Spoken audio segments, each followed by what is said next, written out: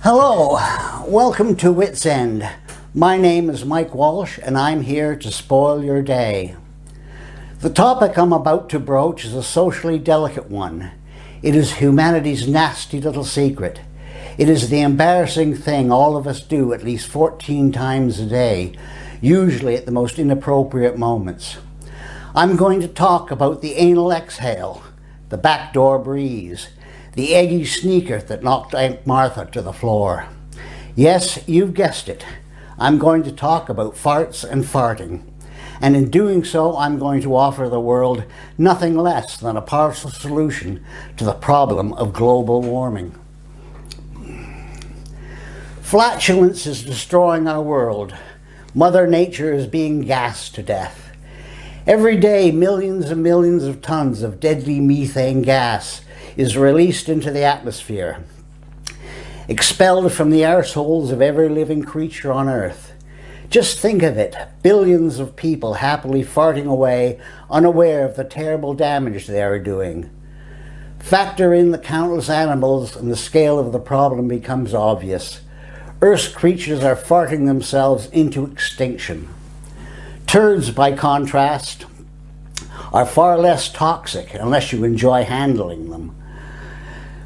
Considering the amount of gas produced by the common everyday fart, I can't help wondering why governments haven't put a tax on this obnoxious menace, clamped down on the scourge of the anal volcano. Governments are always busy figuring out new and ingenious ways to pick our pockets. Surprising that the avaricious bureaucrats have overlooked this untapped source of revenue. A fart tax wouldn't be the first time a government has taxed a human waste product. In the 1st century AD, the Emperor Vespasian put a tax on urine, which was used as an ingredient in certain chemical processes. The ancient Romans even put a tax on freedom. The newly freed slave was forced to pay a tax on his liberty. In the Middle Ages, a tax was put on soap, which might explain the lack of personal hygiene in the Dark Ages. In England, King Henry I found a clever way to tax cowardice. This tax was called scrutage. It allowed knights to avoid the heroism of the battlefield. Over the centuries, governments have taxed windows, fireplaces, bricks, wallpaper, candles, salt, wigs, perfume, and entertainment.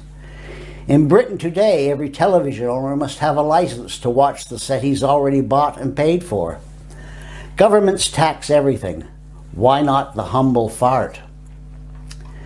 Just look at the beneficial effects that would result from bringing the deadly booty bomb under government regulation.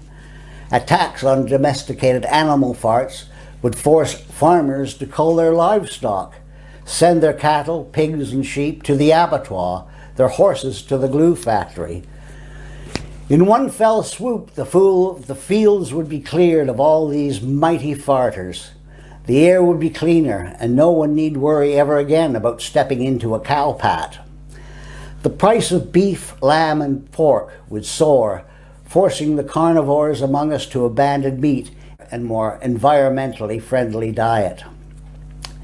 Vegetarians would be dancing in the streets, vegans leaping over the moon, eco-warriors floating on cannabis clouds, smoking the pipe of peace.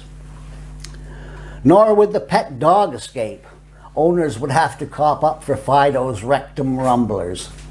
Dogs are notorious fart factories that would have to be shut down. Families facing the choice of forking out their hard-earned cash or putting Fido to sleep would set sentimentality aside and kiss their loyal pet goodbye. Man's best friend would all but disappear, a victim of enlightened progress. Postmen would sigh with relief. Delivery van drivers would shout with joy. The ancient office of dog catcher would be consigned to the dustbin of history. But the fart tax wouldn't stop at animals. Humans would have to pay too. We might not fart with the same velocity and gusto as the cow, the pig, the horse, and the dog, but collectively enormous amounts of methane are spewed into the atmosphere every time we have a kaboomer. It has been estimated that the average person were to fart continuously for 6 years and 9 months, they would produce the energy equivalent to an atomic bomb. Farts are flammable and dangerous. On rare occasions, serious explosions have occurred during intestinal surgery, causing the shit to fly in the operating room. Statisticians would have no great difficulty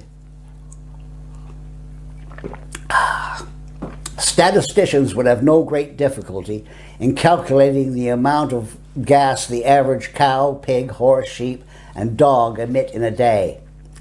Such figures probably already exist. With humans, it would be harder. There would be privacy issues. Most people would object to having their arseholes put under close surveillance. Volunteers would be needed. No doubt thousands of bumhole exhibitionists would leap at the chance to have their arseholes monitored in the interests of humanity. Once all the fart data has been gathered, the wheels of government could begin to turn. So how would this fart tax work? First, it wouldn't be called anything as vulgar as a fart tax. It would need another, more refined name, something official sounding. The methane emission tax, or the flatulence penalty tariff, or the anal gas act might suffice. A strong campaign of propaganda would be needed for such an unpopular tax to gain public acceptance. A case could easily be made for taxing the farts of domestic animals, extermination being the hidden aim. With humans, it wouldn't be so easy to justify. After all, we can't go around exterminating whole populations. Hitler tried it, and look what happened to him.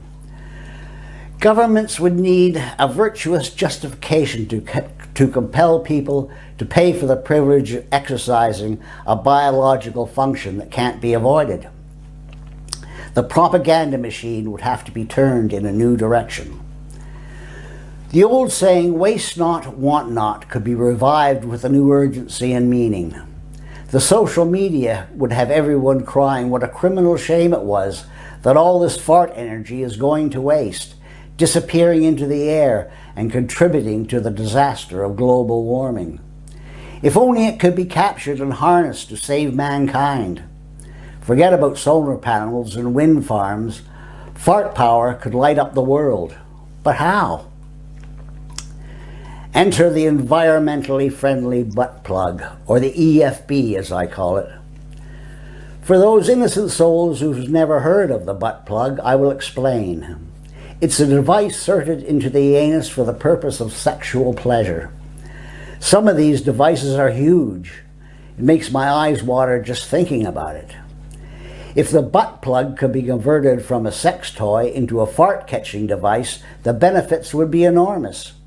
It could be held in situ until delivered to a fart reclamation facility where the gas would be added to the nation's store of available energy.